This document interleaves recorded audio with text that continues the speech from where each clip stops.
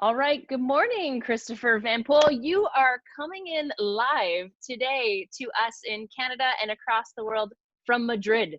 And we are Yes. talking today about Rueda. This Good is morning, exciting. Paul. Yes, I'm very excited to talk about Rueda today from live from Spain. Yeah. What's the weather like in Madrid today? Well, right now it's pretty nice. We have about 22 degrees. That's what in the 60s Fahrenheit. Yeah. Um, but a bit cold in the morning. But at around lunchtime it gets warm enough, and that's pretty cool. And you, I mean, typically a day for you is sort of you're going around the world talking to people about the winery that you're working with, which we're going to get into, and the region that we're going to get into as well, Rueda, and so life has been changed for you in the last few months, hasn't it? Yeah, tell me about it. I mean, being used to traveling every week from one place to the other, now it's a new scenario, no? We're zooming or video WhatsApping. Actually, last Friday I was doing a live tasting, with a customer in Sweden. Wow. But it has its advantages and obviously inconvenience, no? But we get used to it. There's no choice. Yeah, you're saving time on the commuting time, which means you're home more at the winery or in the city or with your family, which on one end is kind of a nice way because, as an export manager, you're probably traveling so much throughout the course of the year. I mean, how much do you travel throughout the course of the year? Well, I try to keep it to about 50% of the time, 50, Yeah. 60 maximum, because otherwise, the work office piles up as well, so it gets a bit too much. So Mhm. that's trying the kind of balance I try to have, no? About 50% of the time.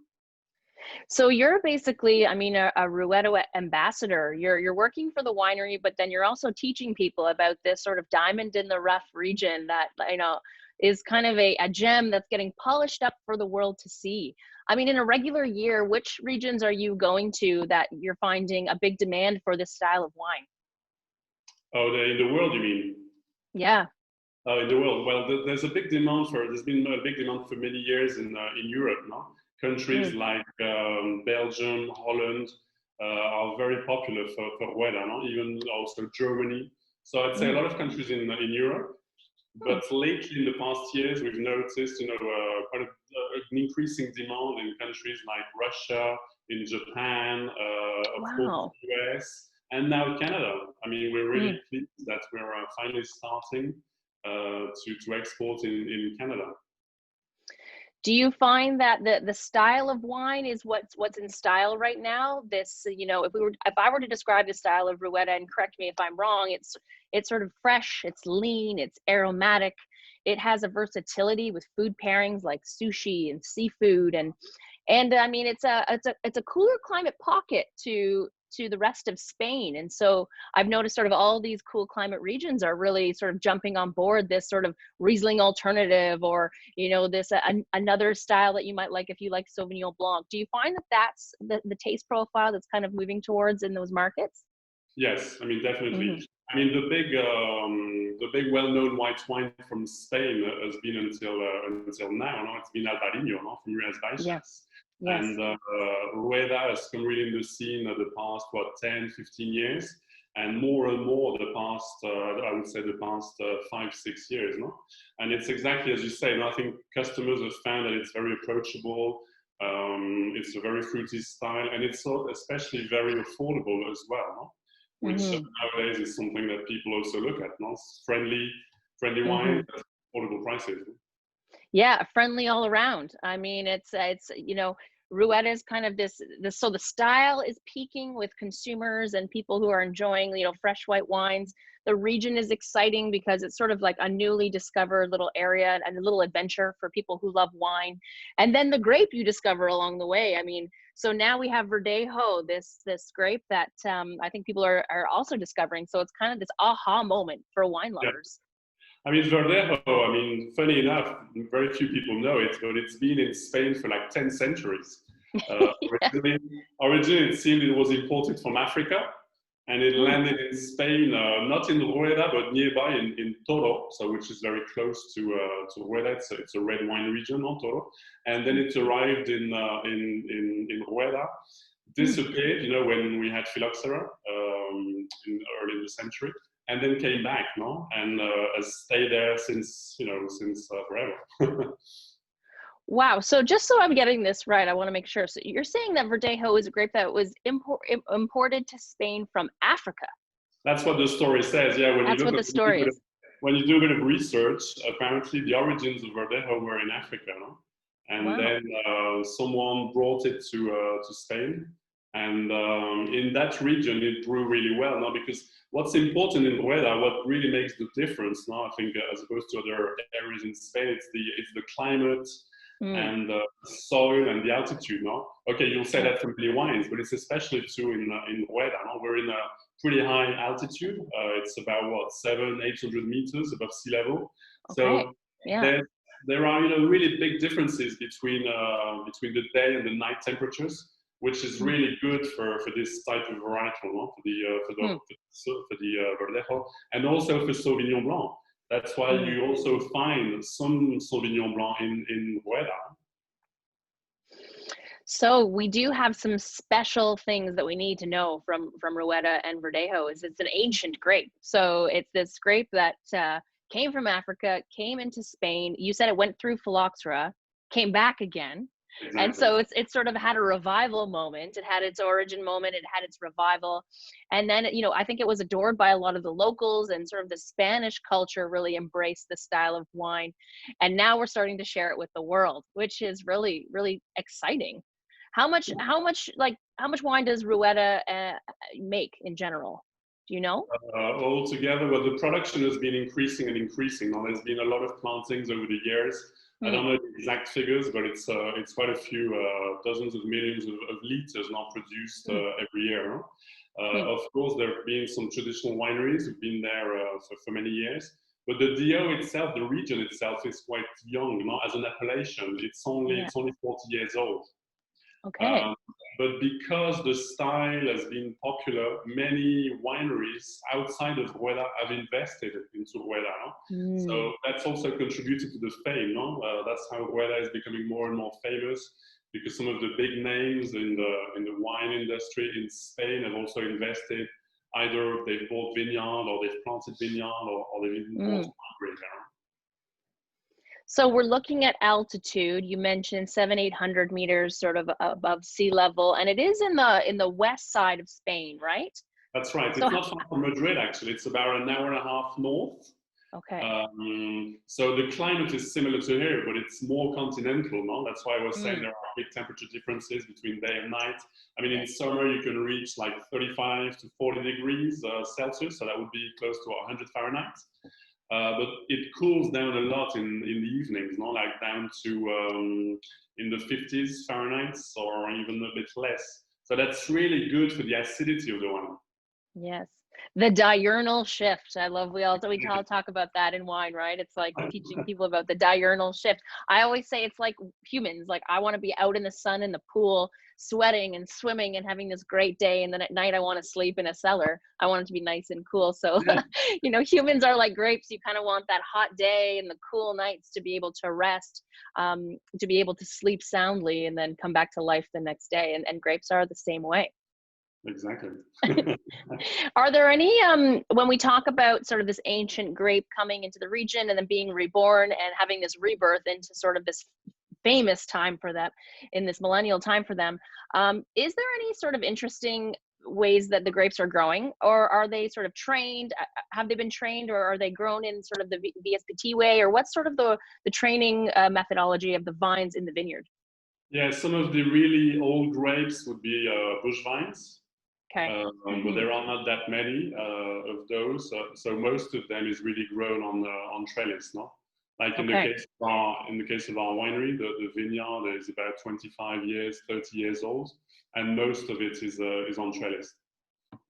Yes, let's get into your winery. So this is an exciting time for Rueda. I think when we talk about the LCBO, they haven't had a lot of these wines historically. I mean, there's been one, maybe two over the course of, the lifetime over the last 10 years, but now that it's garnering some famous fame, if you will, we have this wine coming to the LCBO, and this is your winery. I'm looking at all these amazing awards up here. Tell me about the winery. Well, I mean, it's the dream of a family, you know. It's basically 5 brothers and sisters, so 4 brothers, 1 sister. They've been, you know, they were grown up in the region, and their parents started buying some vineyard, like, you know, 30 years ago. So they were grown in the vines, no? And then Yeah. they loved it, no? So they carried on with the tradition, and they bought more and more vines, planted more vines, and really became specialized. I mean, the 4 brothers are great in viticulture, and they're so good that they actually consult and advise even some of the big names of Rueda, you know, outside their winery. And because they're so passionate about the vines, that's how they decided to really create their own wine, and then build up their own winery, you know. So everything, you know, came step by step. First to the vineyard. So nowadays they have like 90 hectares of vineyard, which is a fairly nice size in Rueda. And 5 years ago they made the big jump and built the winery and launched their first wine. Wow. So we were there exporting their wine since the beginning, not 5 years ago. So it's really nice to see the progression, no?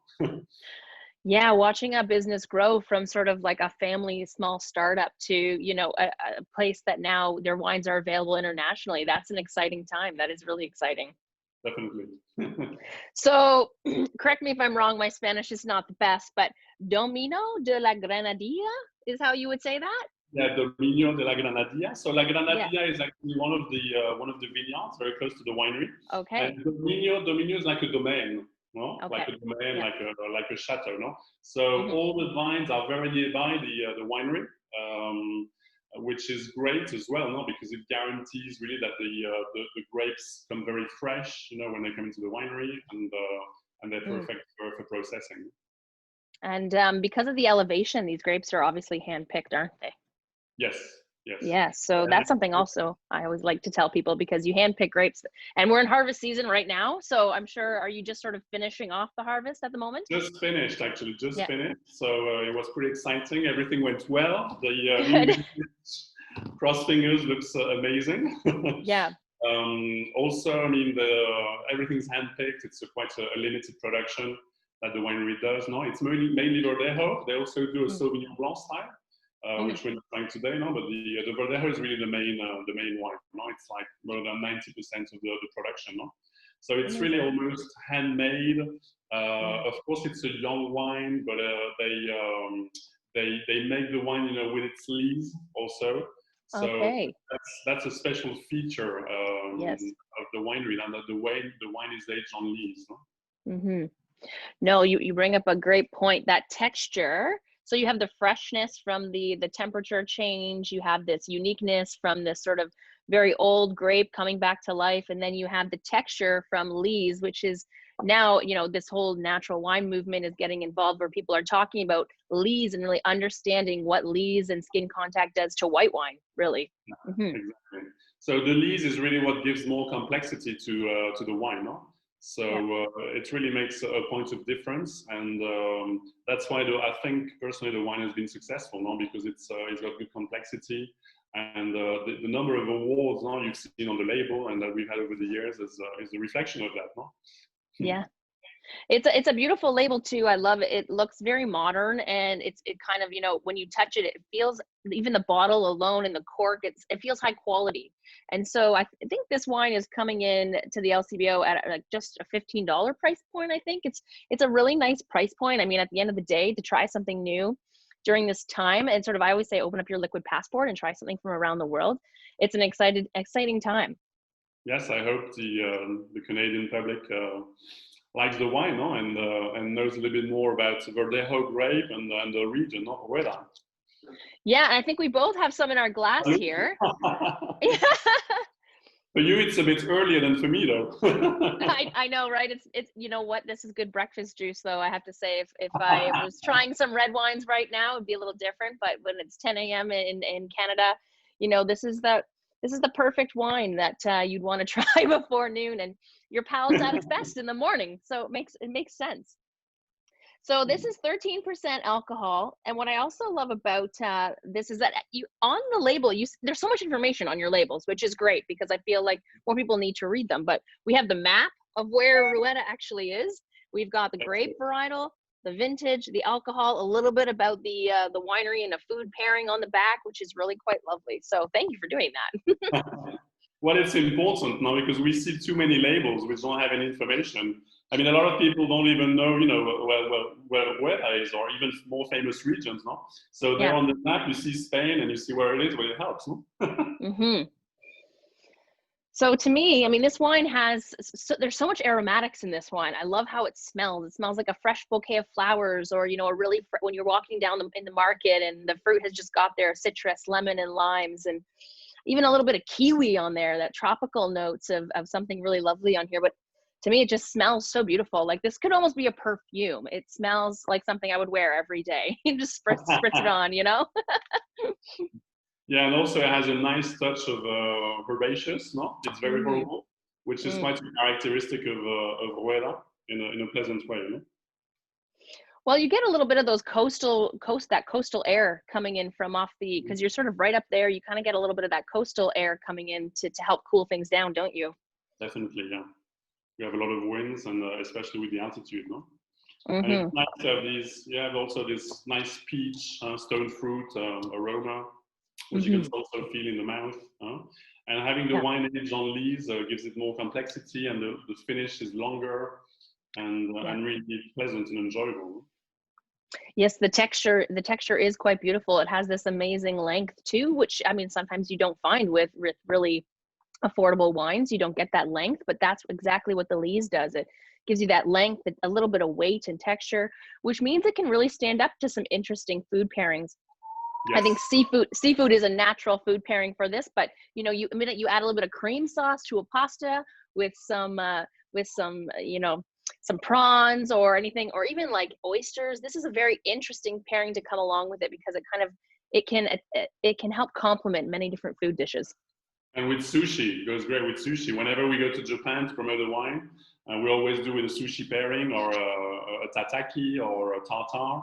You know, tuna tartare, it goes really well. If you were in Spain, if you were in our region, you'd probably have it with there's a stew which is made of chickpeas and prawns.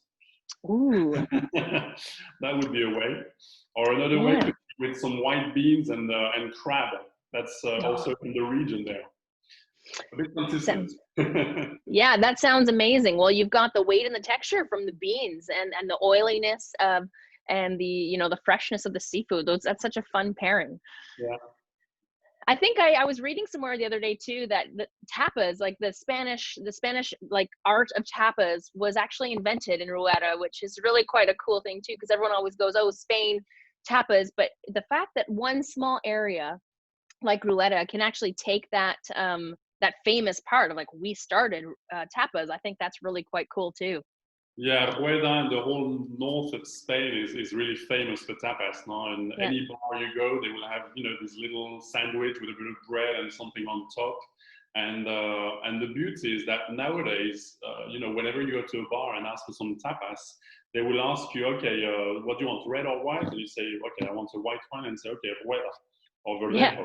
Automatically. I mean, it's either that or sometimes it's Albarino, no, both. Both are super famous now, so it's great to see the way that you know, Verdejo, Rueda, the region has put a name, no, on for itself. If you were to tell somebody, you know, maybe what's the difference between Albarino and Verdejo, what would you say would be the main? Because I feel like they are very similar, but what would be the differences in the taste profiles of the two? Well, I think Rueda has got more of this these stone fruit character, like peach, whereas Albarino, it can go more towards lychee, more tropical fruits. But you're right. I mean, sometimes you can you can mistake, you know, one for another, because they're pretty similar, no? But I mean, I think the real characteristic of Verdejo is the peach, stone fruit element combined with a little bit of the herbal notes, no? Whereas Albarino Rías Baixas, it's more on the tropical lychee, pineapple, that kind. I love that. They're sister grapes though. They're kind of, they're same but different, and I really like that distinguished difference of like one has a bit more, you know, tropical notes and the other one has a bit more stone fruit. And that's how you're going to pinpoint it in a blind tasting if you were a sommelier and somebody was trying to like really give you a difficulty challenge in a blind taste. Definitely. Well, I mean, this to me is a fabulous wine. I feel like the Canadians, the international market is going to really enjoy, and I can see why the uptick of this wine is considerably like growing. It's a beautiful wine. It smells gorgeous. It performs really great on the palate. It makes you smile. The contact of the leaves really gives it some texture and some length. And I mean, the food pairings there's so many. It's like, this could also be a great, you know, open up, have some good gossip time with your girlfriends or watch a great Netflix film. This is a fabulous wine that, you know, is ultra lovable. And I really, really love that about this wine. And we're really excited that it's coming to Ontario. Once again, I'll show everybody the label. Make sure you pick something up in the Wines of Spain department over the next little while. Christopher, thank you so much for your time and tasting with us. Thank you to you, and I hope all the people in Canada and Ontario will love the wine. Salud! Amazing, salut! Cheers! Take care. Thank you very much.